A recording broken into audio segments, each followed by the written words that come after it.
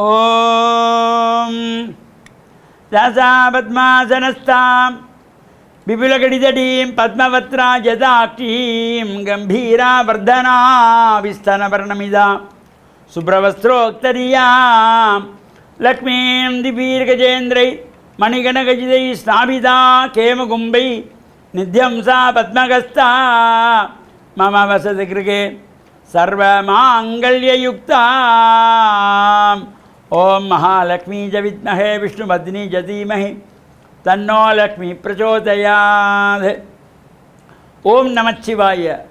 மேன்மைகள் சைவ நீதி விளங்குக உலகமெல்லாம். நோயற்ற வாழ்வே குறைவற்ற செல்வம். அந்த நோய் நொடிகள் இல்லாத வாழ்வு இந்த உலக மக்கள் எல்லோரும் வாழ வேண்டுமென்று கலியுகத்தின் காந்தமலை ஜோதியாகிய சபரிமலை சுவாமி ஐயப்பனுடைய திருவடிகளை சிறந்தாழ்த்தி டான் தமிழொலி ஓம் தொலைக்காட்சி நேயர்கள் அனைவருக்கும் சர்வதேச இந்து மத குருபீடம் அகில இலங்கை சபரிமலை ஸ்ரீ சாஸ்தாபுரத்தின் சார்பில் இனிய வணக்கங்களும் நல்லாசிகளும்.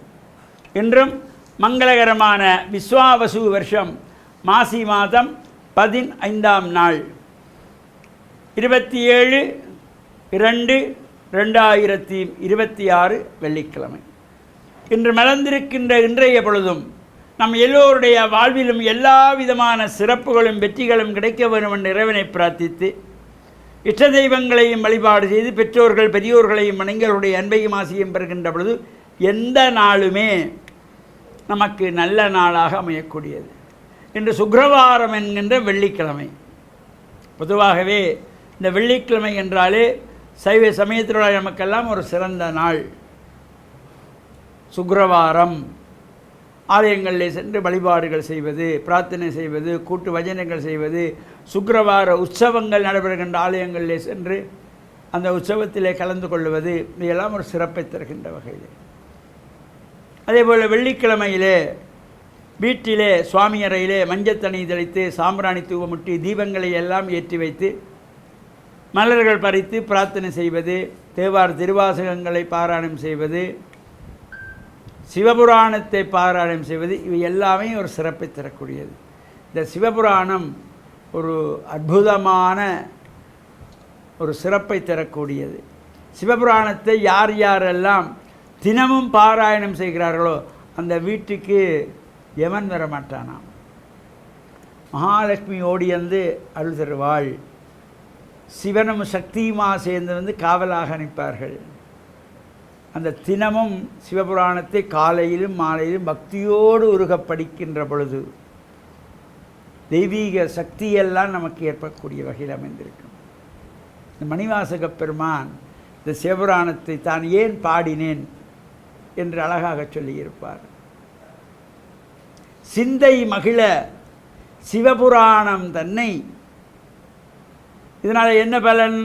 முந்தை வினை முழுதும் ஓய உரைப்பன் யான் என்று அழகாக சொல்லியிருப்பார். சிந்தை மகிழ சிவபுராணம் தன்னை முந்தை வினை முழுதும் ஓய உரைப்பன் யான். சிந்தை மகிழ்வதற்கு இந்த சிவபுராணத்தை பாடுகிறேன். இதனால் என்ன பலன் நமக்கு? முந்தை வினை முழுதும் ஓய உரைப்பன் யான். போன ஜென்மத்திலே செய்த பாவங்கள் கூட ஒளிந்து விடுமாம், ஓய்ந்து விடும். முந்தை வினை முழுதும் ஓய உரைப்பன் யான் என்று அழகாக சொல்லியிருப்பார். எனவே இந்த சிவபுராணத்தை எல்லாம் நாம் இல்லங்களிலும் அவற்றை பாராயணம் செய்து கொள்ளலாம். மாணவ செல்வங்கள் பாடசாலையிலே கூட்டு பஜனைகளாக சிவபுராணத்தை பாராயணம் செய்து கொள்ளலாம்.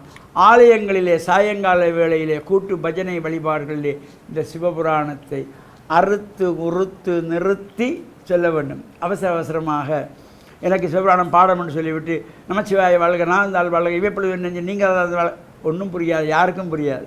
அதனை அறுத்து உறுத்து நிறுத்தி சொற்களை சொல்லுகின்ற பொழுது பொருள் வழங்கக்கூடியதாக இருக்கும்.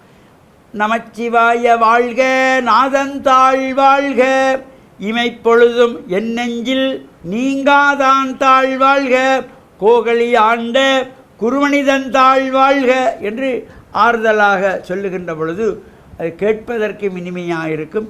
அந்த பொருள் நமக்கே விளங்கி கொள்ளக்கூடியதாக இருக்கும். அவ்வாறு சிறப்போடு கூடியது.